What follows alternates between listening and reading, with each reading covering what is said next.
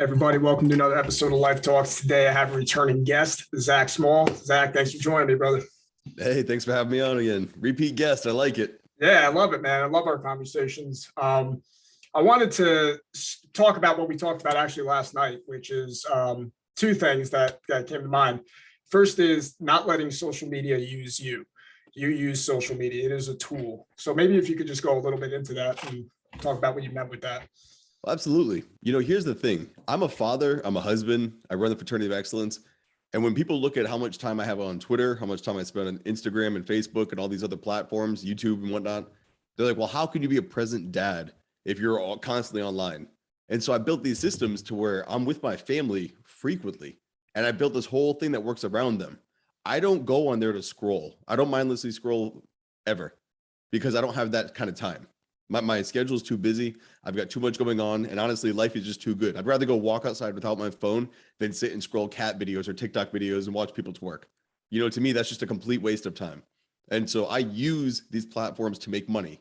I use these platforms to educate myself to be a better baseball coach, a better husband, a better father.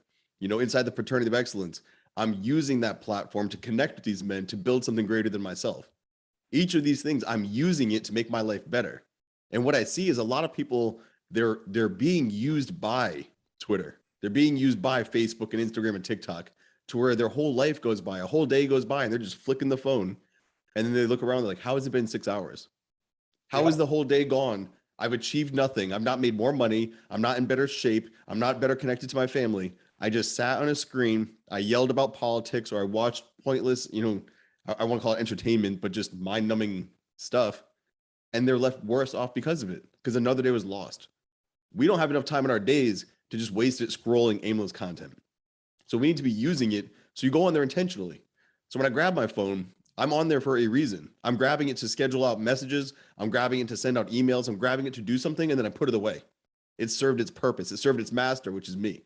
And so that's what I mean by using social media as opposed to being used by it. Yeah, 100% agree with that, because that's where I was at for a long time. And it was really a process of just watching my time, seeing where I spent it day by day. What advice would you give to someone just starting out? As I definitely have implemented a lot of things that we've talked about, just putting stuff out there, right? People are going to be like, oh, that's stupid. People are going to make fun of you. If you're being authentic to yourself, you're being real and you're trying to build into the highest version of yourself, it doesn't matter what you put out there. Eventually, you got to make mistakes and all that. What would you tell someone who is just starting on that path, who is maybe stuck in porn or stuck in any of their vices? Because clearly there is an attraction to a vice, right? So if you tell someone, oh, you shouldn't watch porn, that's fighting their value structure at that point in their life. So they're obviously getting some benefit out of that. What would you say that would feed the other? Because obviously the other is a lot greater. Deep down, we all know that. But what would you say to someone who are stuck in those negative thought patterns and actions? Well, it's a solid question. And, I'm gonna spin it a little bit. When you were talking about replacing it, I'm going to go with alcohol for a second. There are people who they turn to booze and then they would get drunk and they'd scroll, whatever, do their thing online.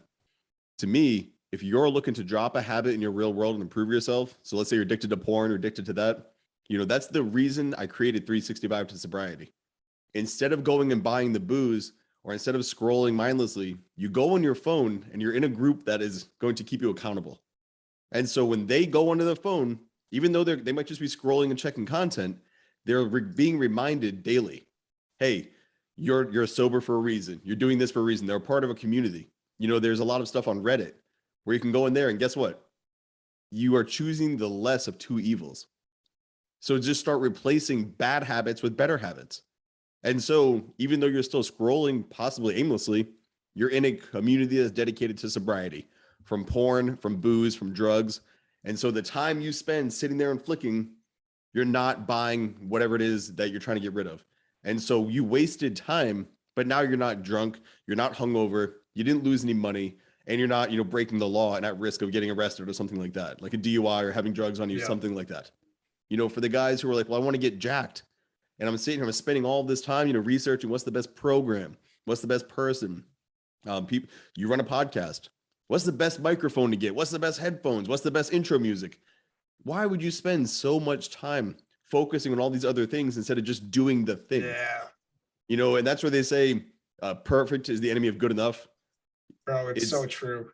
I got my fucking bed in my background. I just put some little shit together. That's where I started, out. man. Yeah. Like that. I bought this house with content made from a membership community, a YouTube channel, and a blog. A fucking house. It started in the corner of a bedroom. I was sitting there just like that with my little tiny ass desk and my ghetto fucking laptop, sitting there trying to make content for people. I didn't do it the fanciest way. I didn't do it, the perfect way. I did it the clunky way, the hard way, the amateur way, and I just kept showing up. But here's the thing. I did it. And there are people who listening to this right now. Well, I can speak better than you. I have better stories than you. I have so much better content, better cameras, better video. I've got all these things better than you. Right.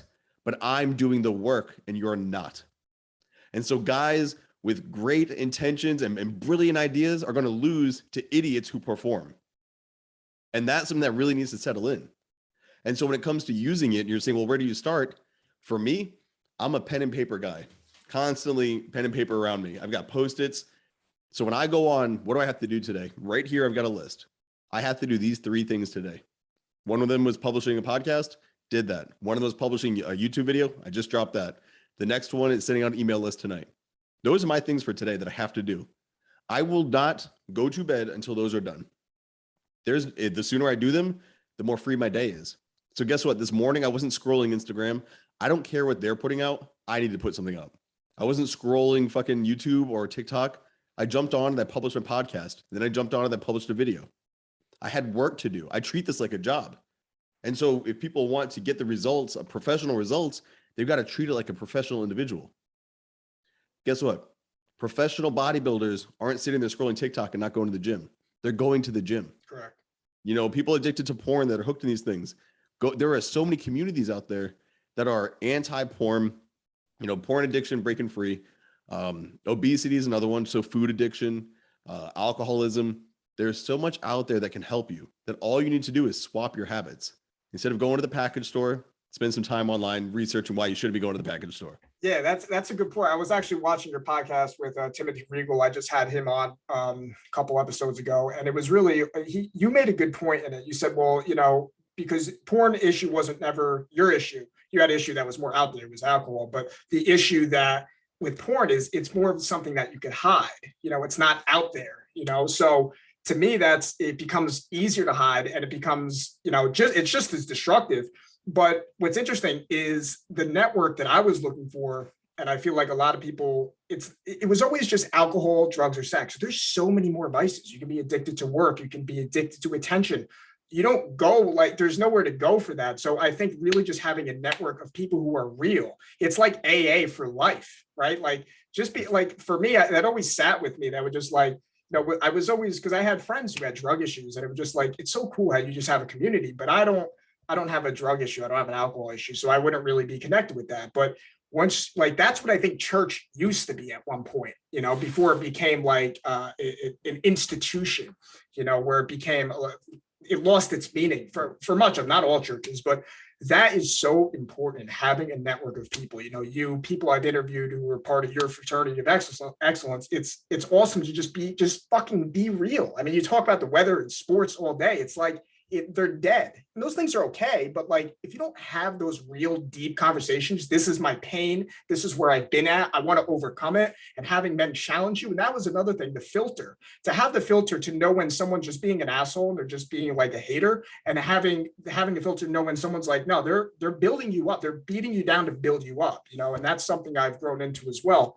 And shifting gears a little bit, you talked last night about the difference between, I'll call it, don't swallow all the red pills, right? Don't take the whole bottle of red pills, because but at the same time, I think it's important to look about what's going on, because so many people are so blue pill. They don't want to look at the problems at all. How do you deal with looking at the problems and, but not avoiding them, but basically confronting them? Well, it is far better to be punched by reality than kissed by a lie. Yeah. And so here's the reality. There are a lot of things wrong. There are a lot of things going on. You can see it on the news almost every single day. But here's the counter to that. If you're willing to admit that there's a shit ton going wrong, there has to be a balance to this, which means there's a lot that's good. There's a lot that's going right. And here's the issue I have when I say, don't take all the red pills, red pill Rambo, all these things. There's a lot of ways to say it, but the bottom line is this: Don't go so autistically obsessed with what you're seeing online that you forget that it's online and not always applicable to the real world. Let's look at marriage.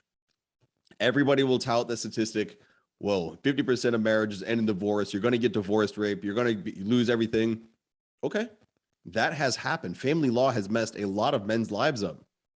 But how many examples also, when you stop looking at it through that lens, can you look around and say, man, those grandparents have been together for 40 years. These people over here have 15 kids, 37 grandkids, and they're happy as hell. That family, that relationship over there is thriving. And so the video I published today was with Anthony Migliorino. That dude's married. He married his lady very young, and they've got I just three wanted kids. to talk about that. That was my forward, next man. question, actually, going into Peaceful Fathers. But yeah, So just, so we in this episode, you'll see us when you watch it. We laugh because we talk about like, all right, well, a lot of people haven't been together that long, or they've been, they're separated, divorced. I was married at 21 with my girl at 16. For him, I think it was 19. He became a dad, and then they got, I don't know, married before or after, but very young, and we're still together and thriving. And so I look at this and I'm like, well, how, if you're looking at all these issues and you're saying, well, 50% of marriages and this is what's going to happen. I asked the dude, but do you want a family? Do you want a wife and kids? Well, yeah. So then why are you so obsessed with following what these guys online are saying instead of going out and meeting a woman and you can establish a relationship to where you can go and forge that marriage? Because here's the thing that everybody skips, and it pisses me off. You're correct. Family law is stacked against men. The example that was brought to me is if you had a 50% chance of getting hit by crossing the road and getting hit by a car, would you do it? And I said, dude, I would look to my left and look to my right, and I'd see there's no cars, and I would cross the road. I didn't marry someone randomly. I looked at a woman who wanted kids, a woman who wanted to put the family before her career, a woman who just, for me, I'm an ass guy. She had a nice butt. There was a lot of just personal desires I wanted, and she checked every single box. And so when you look at that, are my odds still 50-50? When I've done the work, when we worked together, we were together for 5 years prior to getting married. That's not the same thing as marrying a stripper you met the day before in Vegas. Yeah, it's a good point. The 50-50 is mostly mediocre mindset. And so if we're willing to say 5% of men are the top men out there, those 5%, if you only measured them in their marriages, I don't think you'll have 50-50. I think the dudes who married the stripper the day before when they met them and me, if you were to take us two and they get divorced, it's still 50-50. But now grab me and Anthony. Now it's 100% still married. You just changed the entire game. And so the metric there, when I say with the red pill, you need to look at it through the proper lens. What do you want? Can you make it? What safeguards can you put in play? It's like dad bods as well. Do we really think that women like fat men? There are probably a few, but there's also a few men who like fat women. Okay, so let's remove those with the fetishes. Do we honestly believe that? No. At the end of the day, you would know my wife's a woman. She wants a man who's in shape. Someone who's sexy, someone who's hard, someone who has curves, just somebody that can take their shirt off and they're like, hey, that's my husband. Cool. That's a fair assessment. But because it requires a man to do work and sustain himself, he wants to look the other way. And that is where he fails. So that's a red pill that you need to swallow. So this is what I mean. You really got to pick and choose in the context, because that marriage 50-50, that's bullshit. Do your work, make it work out for you.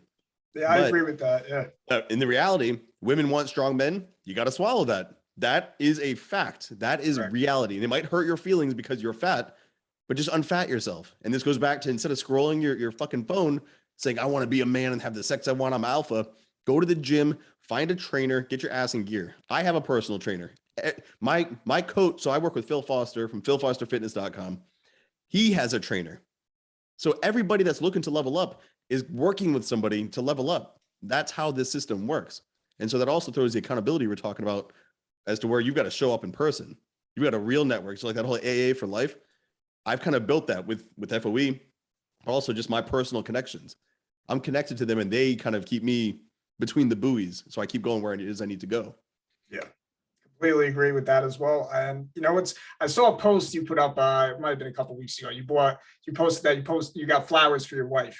This is like the whole thing. It's like, it's navigating through it. What I loved about that is, at least how I received it, was that it was this idea that I bought it because I wanted to. It's like when your cup is full, it's overflowing.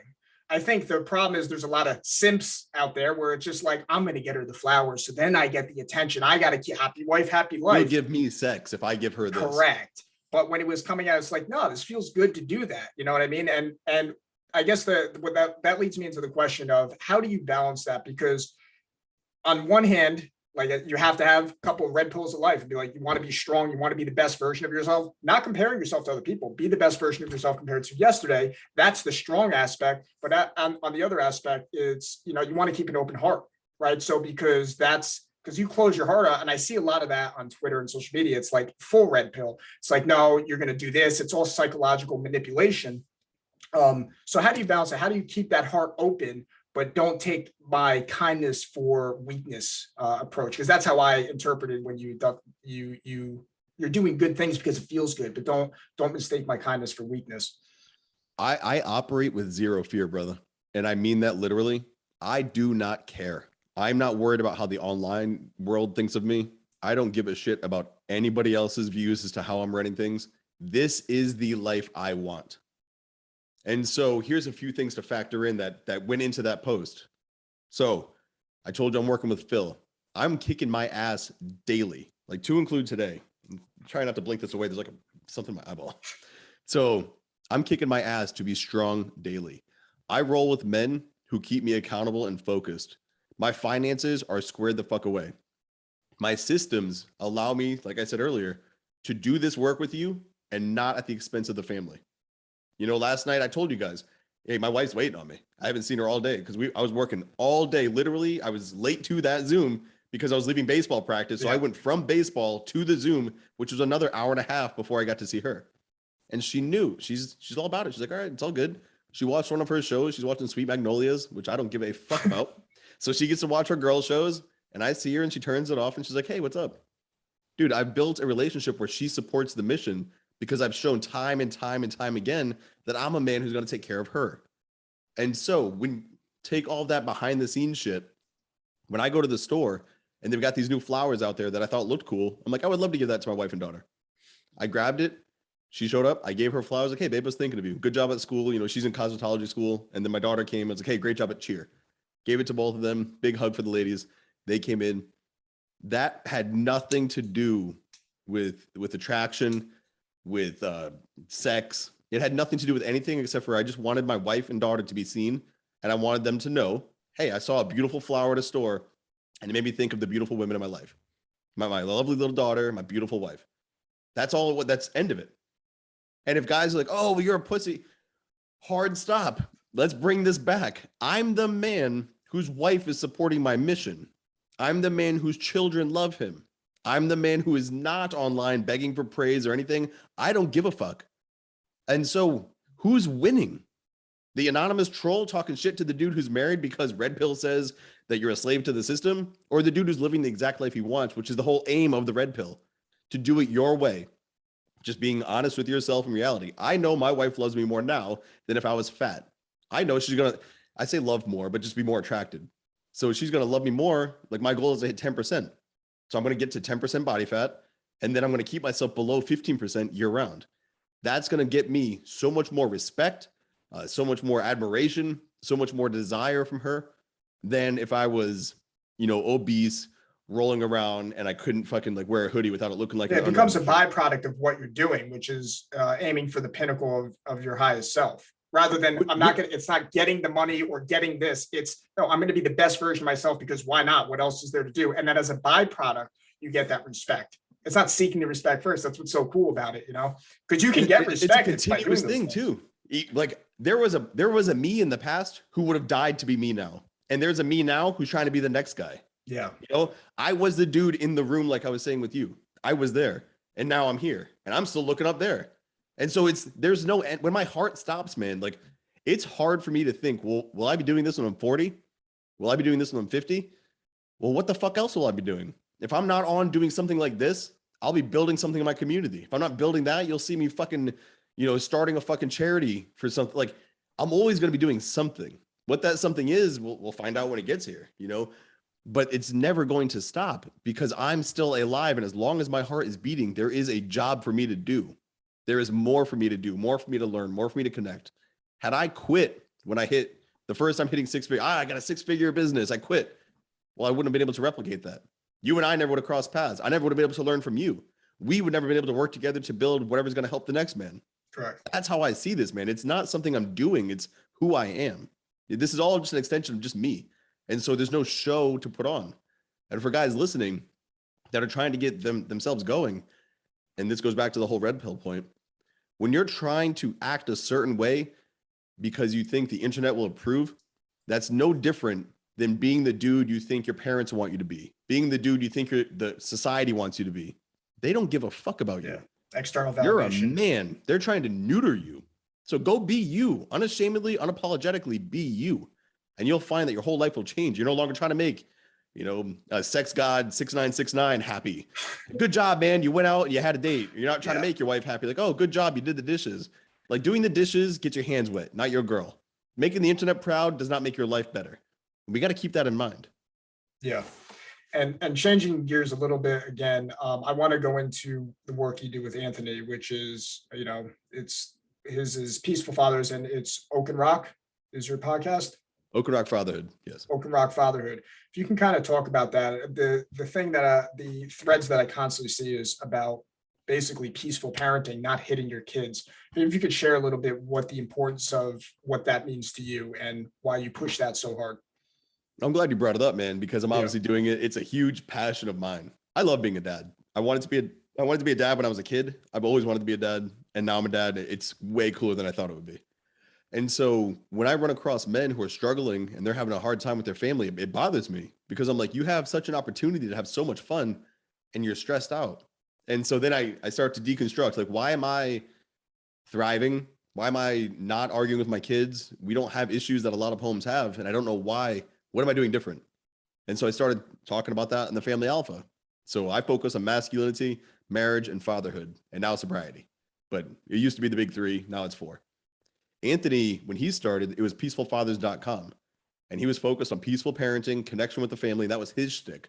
And then we crossed paths on a 31 DTM. And I was like, this is a cool motherfucker.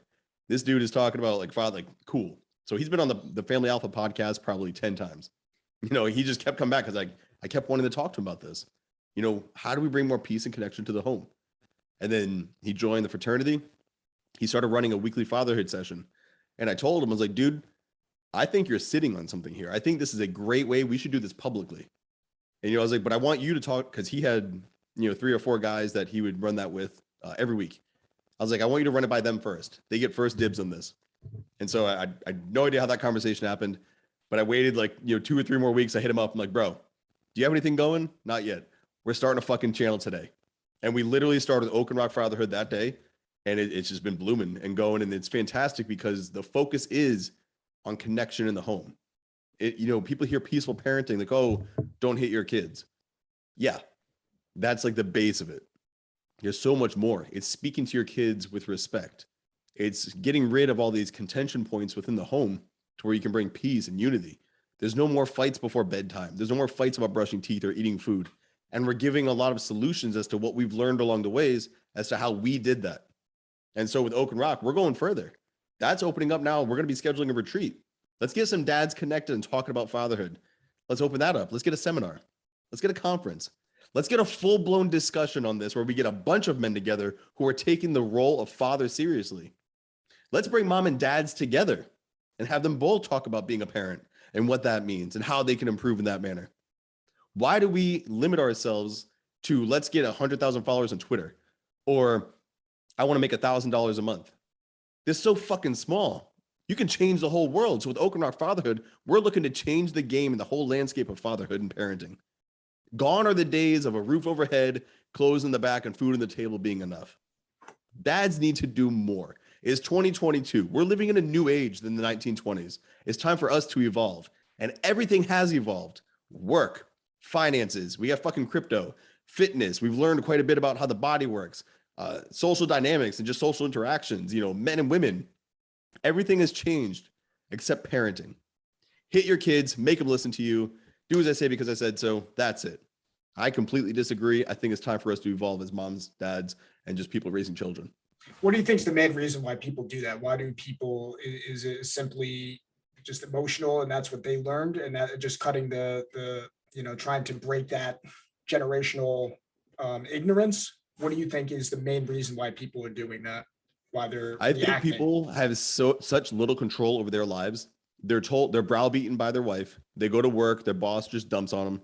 And then society's constantly telling them that don't do this, don't do that, consume yourself. There's no passion in men's lives and there's no sense of satisfaction. But when they have children, they finally have someone they can tell what to do.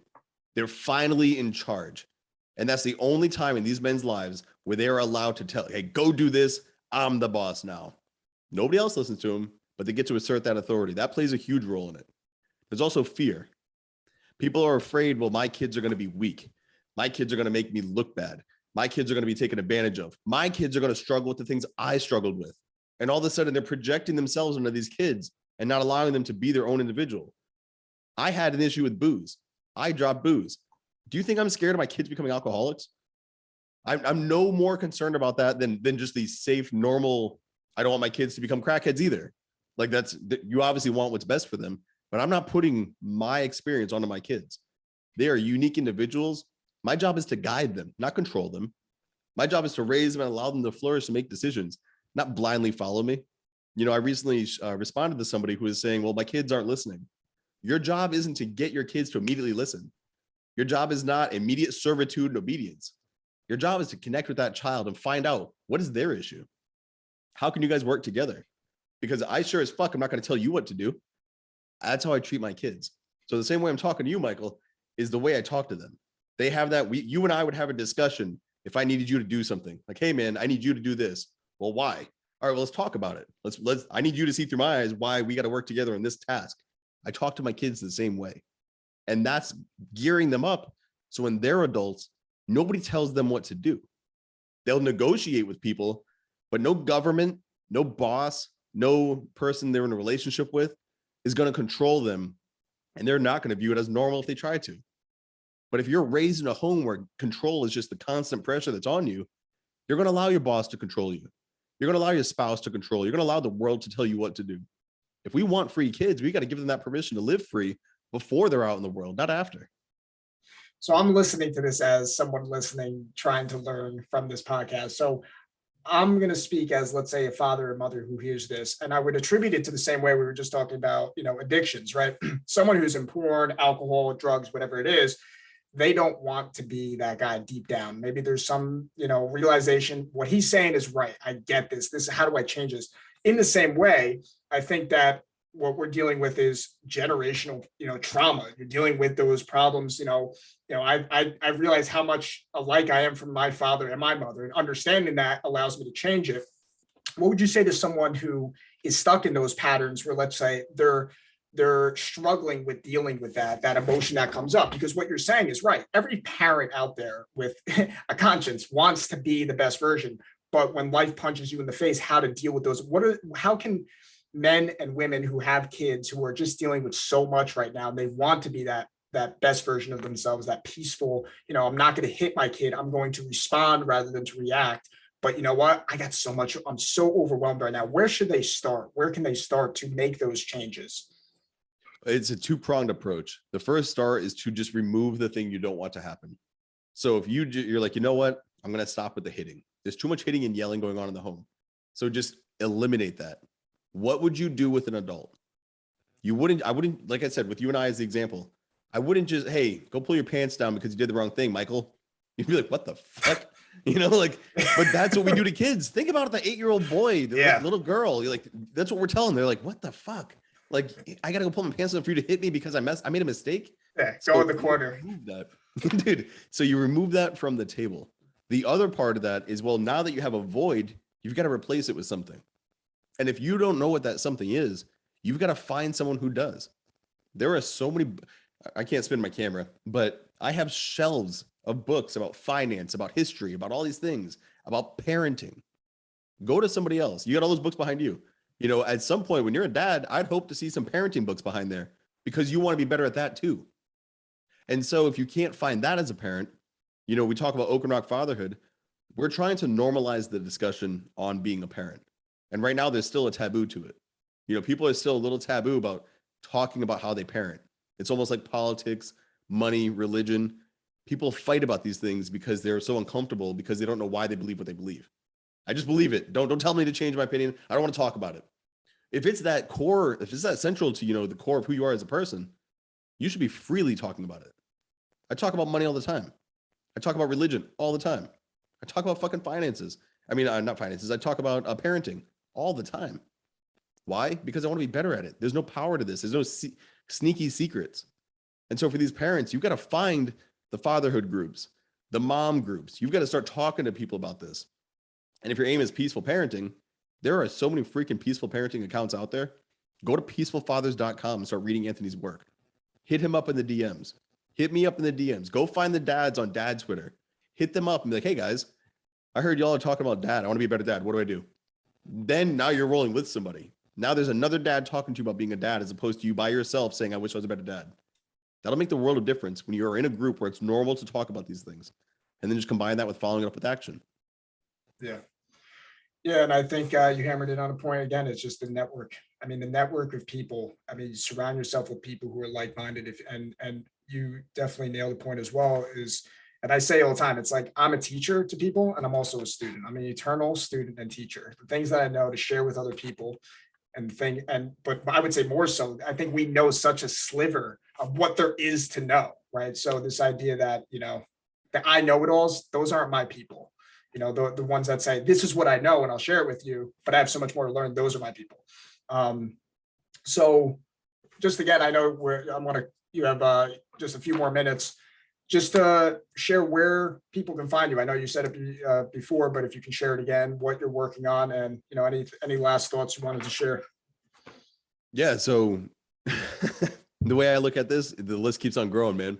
So thefamilyalpha.com is the blog. The Family Alpha is the podcast. Fraternity of Excellence is the private group. Oak and Rock Fatherhood is the podcast. We're everywhere. But I mean, I'm on Twitter. I'm on Instagram. You'll have the links to that below. But most importantly, and I don't give a shit if you're following me or not. Enjoy the episode and then go apply it. Just take this and apply it. That's why I do this. That's why we do this. It's not just to talk. I enjoy being in the question asker seat much more than the guest. I'm realizing that you're right now you're steering this. I'm like, oh man, I like to drive it. But as you go, that's just the way it is. So the more you're listening to Mike, the more you're listening to me, the more you're listening to people talking about this, that's going to make you a very well-listened person. You're going to understand a lot of concepts. But it's not until you go and apply it that you're going to change your life. And that is the point of this.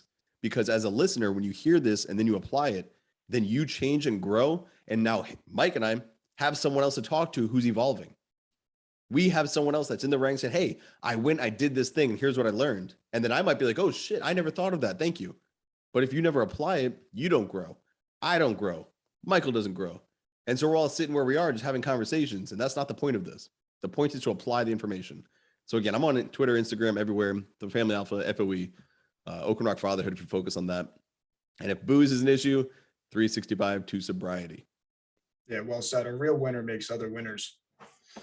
That's the aim, brother. And that's what you're doing here with this. These conversations, you don't know how it's going to impact people, man. Yeah. Yeah, that's, I mean, I see every so often I get a comment that it's like, I feel like you guys were talking to me, and that is just so much more powerful than anything. That is fuel for me. So, and I'm sure that's the same for you. So, keep on doing your thing. Appreciate it. Check Zach out. He has so many, he's been a beacon of light in my life, and I want to share that with other people. And I want other people to have that. When I say light, there's light is where you're shining. There's a quote in the Bible, let not the left hand know what the right hand is doing. You are operating not to get something out of it. You're totally in the zone. Whereas much of the time people are doing to get something, get that validation, or they're so insecure that they're afraid to even be out there, right? Introvert, extrovert, they're two sides of the same coin where you're operating. I don't care if the focus is on me or if it isn't on me, that is shining. And I see that in you, and, definitely check out Zach's stuff. Awesome stuff, man. Thank you.